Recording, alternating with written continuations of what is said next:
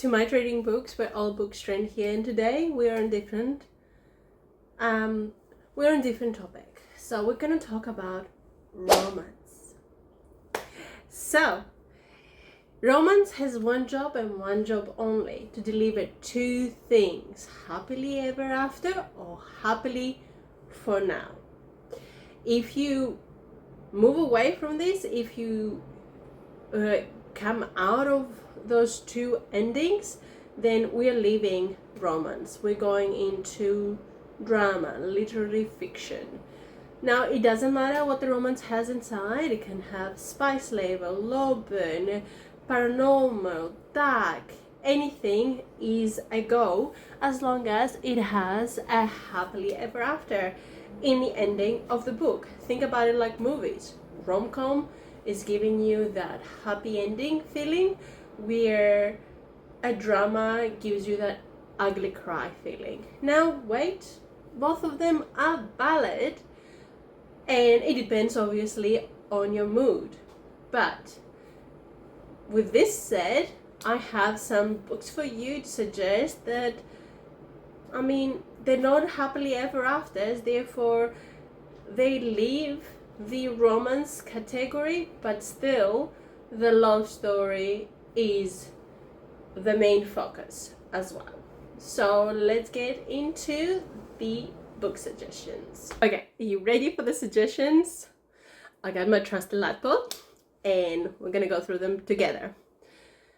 So these are not romance, that's why they hate more. Romeo and Juliet. I reckon this is a pretty standard recommendation. It is the original tragic story. Two kids fall in love with enemy families, and the most chaotic miscommunication, death spiral ever written.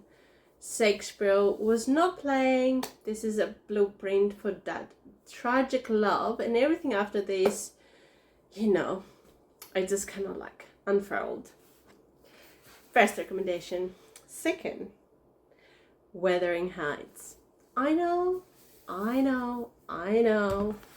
A lot of people will say this is not a love story, and it's not. It's an obsession story about two people being completely wrong for each other, and it is labeled gothic novel. So it is a revenge story. It is about two people that will destroy everything because they couldn't be together, but they didn't want to be together because they didn't want to lose their status. It is dark, gothic, unforgettable, and absolutely brilliant. It stays with you. It is meant to be uncomfortable. It is very tragic. Call Me by Your Name by André Aciman. I hope I am pronouncing it right. I believe he is a French writer.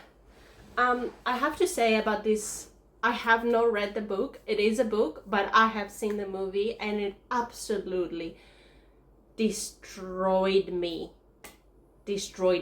It was amazing. It's a summer love, beautiful setting, and then just grief.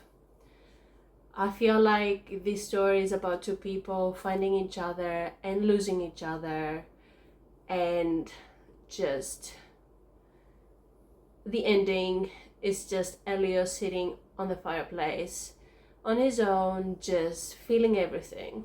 No dramatic moment, just grief. It just wrecks you because it's more quiet. I found it so deeply emotional because they felt so much for each other, but in the end it just didn't win. It just didn't have a happy ending, and I love that from this. Well, I saw the movie, so I'm gonna talk about the movie. I just loved that tragic ending. You don't need happily ever after always for a great book. Shiver by L. Frank and Brooke Blaine. It is book.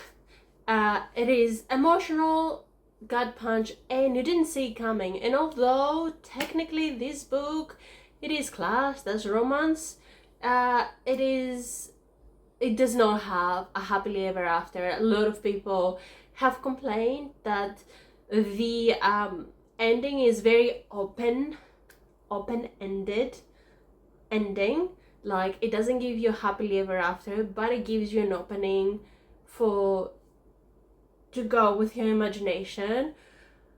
It is about obsession. It gives you feelings, and it has a very many layers to this book. 5 stars. I love the ending.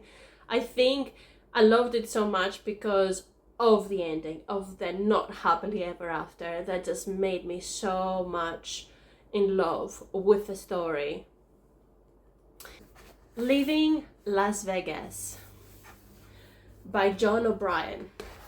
Okay, I've read the book and I've seen the movie. This story is absolutely amazing. I found it deeply affected me. I loved everything about it. The way those two love each other. It's about an alcoholic and a hooker falling in love, meeting in Las Vegas and falling in love. As you can see, it is with those two main characters. It is very deeply emotional that just wrecks you. A man goes to Las Vegas basically to drink himself to death and falls in love. She knows, he knows. They love each other anyway. It's devastating. Honestly, the best stories that I've read with a tragic ending. And also the movie, so freaking good.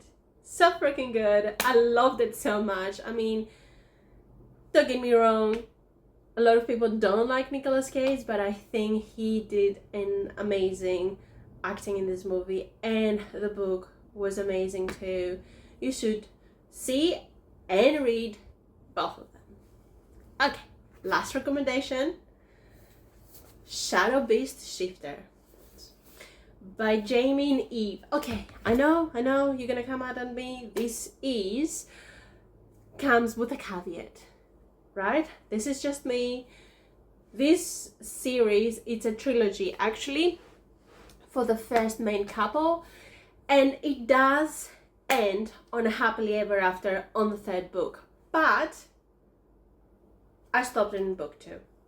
That's right. You went on a full journey of her trying to solve the mystery around her life and the Shadow Beast, and book 2 ends up in a cliffhanger, but also it feels tragic, it feels devastating, book 2, and I stopped there because to me the story finished. I didn't need a 3rd book to have a happily ever after. I feel like that ending, that unsatisfying ending we got, that she didn't get a happily ever after. We don't know what happened in the other realm. It's just, you just stay with your feelings if you want to. Otherwise, you can read book 3, obviously, and get your happily ever after. What is your tragic love story? Drop it down at the comments below, and I would love to hear your recommendations, and maybe I can read them and tell you what I thought. If you like this content, make sure to subscribe for more.